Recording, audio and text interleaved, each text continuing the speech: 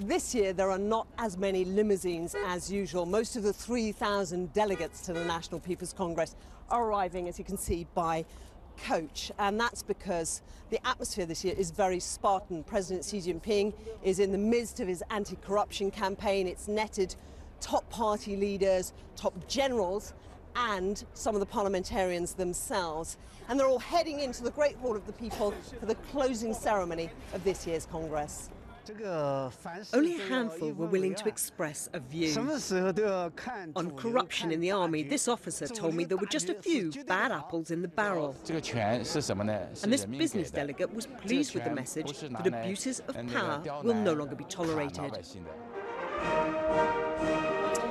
This is not a parliament which does fierce and open debate. It's an opportunity for President Xi Jinping and Prime Minister Li Keqiang to get the entire Chinese political establishment to sign up to a set of policies. So the voting is taking place right now, with 3,000 delegates on the floor below me, and unsurprisingly, they're overwhelmingly voting in favour of those policies.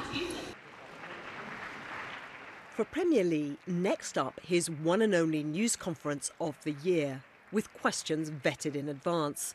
He tackled the economic slowdown and the difficulties of pushing through structural reform against vested interests.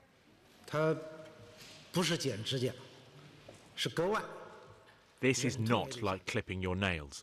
This is like taking a knife to your flesh. But however painful it might be, we're determined to keep going till the job is done. China calls its political system consultative democracy, and what you've just seen is as open as it gets.